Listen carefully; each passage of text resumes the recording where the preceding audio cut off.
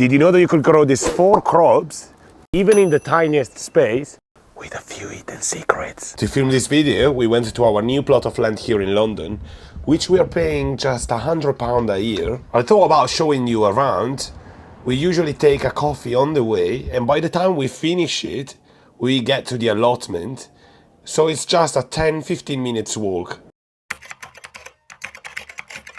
In the first spot in our podium, we got tomatoes. Such an incredible crop to grow for beginners or advanced gardeners.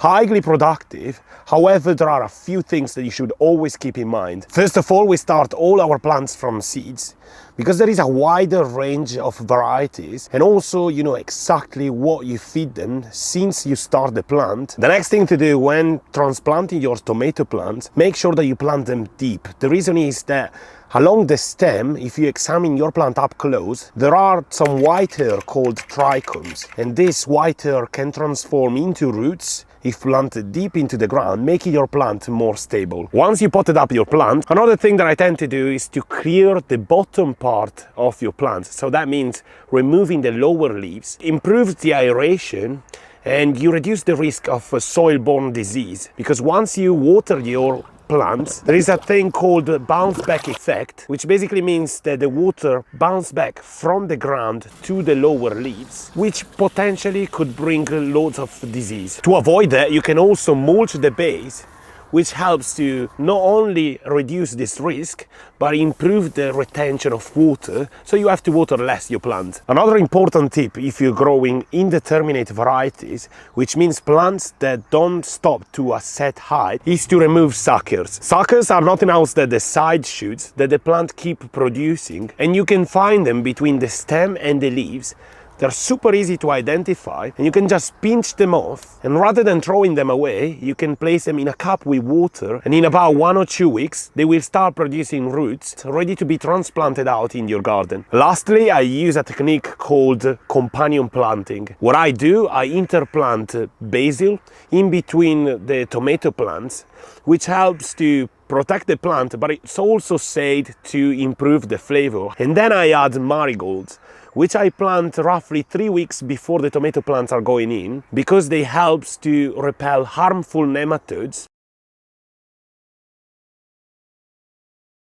The second crop on my list is courgette. This is such an easy and highly productive plant that will reward you with a huge harvest. You can start it from seed by sowing 1 seed per cell and transplant it out when you see true leaves coming up. This plant will take a lot of space, so make sure not to plant it too close to other plants. It will start to produce soon 2 different flowers, males and females. The males are elongated flowers. They are delicious to eat, deep fried and stuffed.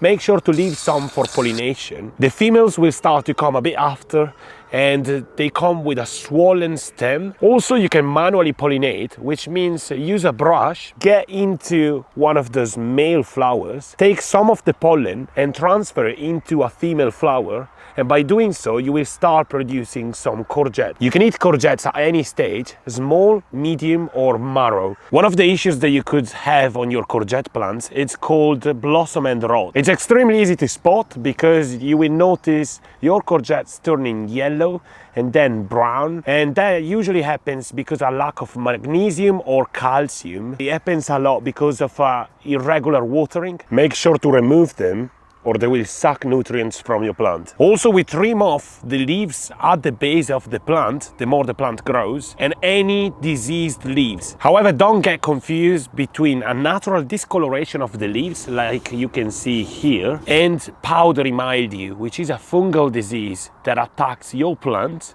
And unfortunately, there is no solution if not trimming off the leaves and limiting the damage. You can plant courgettes along a few companion plants, like corn, as you can see in these 2 raised beds, but also beans. They are optimal companion. It's a method called the 3 sister. Basically, the courgette with the wide leaves shade the ground, providing natural mulch. The corn has tall stalks for the beans to climb up. Wait until the corn is 20 centimeters tall. Plant at the base some beans, and they will use the stalks to climb up, but also they're nitrogen fixers, so providing nitrogen, free fertilizers for your plants. Up next, we got one of my absolute favorite crops to grow, which is potatoes. To speed up the germination rate, we do something called chitting or sprouting, which basically means placing all your potatoes upwards in a container and waiting until the eyes starts producing shoots of about 2 inches. At that point, they are ready to be planted out. You can either plant them as they are, or you can split them in two with a knife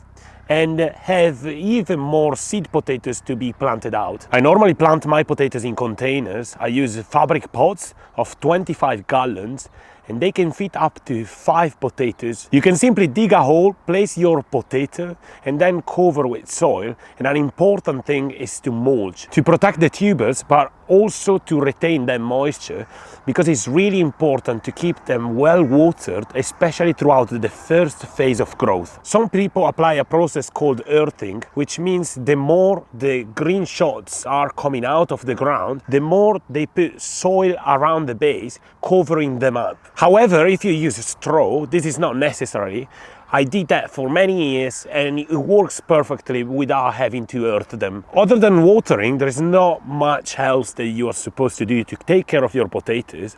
They will start flowering and the plant will gradually start to die off after the flowers drops. You can then empty your containers or take them out of the ground, and hopefully you will find lots of tubers underground. Make sure not to use poultry pellets or chicken manure on your potatoes because it's too rich in nitrogen, but a good compost mix with a bit of worm casting would perfectly do the job. One of the issues that could affect your plants is potato blight. Basically, the whole plant will start to slowly die and eventually you won't even have a crop. Coming up next, we got strawberries. Such an amazing crop to grow in your garden, and you can just grow them in any vertical space. Just recycling plastic bottles, making sure that you select HDPE type 2, which is the safest plastic to use in your garden.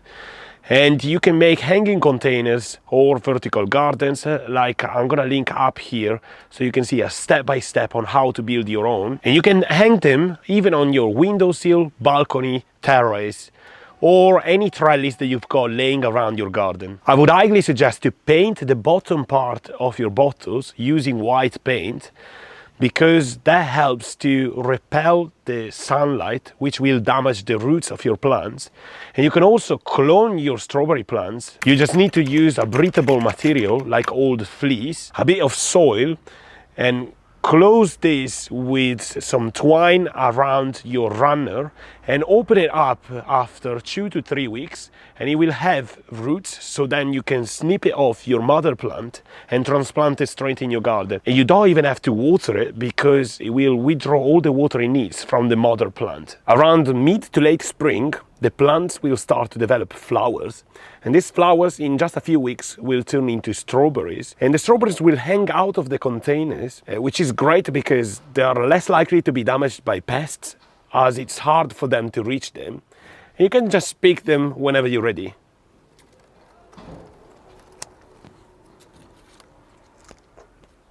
I hope you liked today's video, and I'll see you next week for another episode. Thank you so much for watching.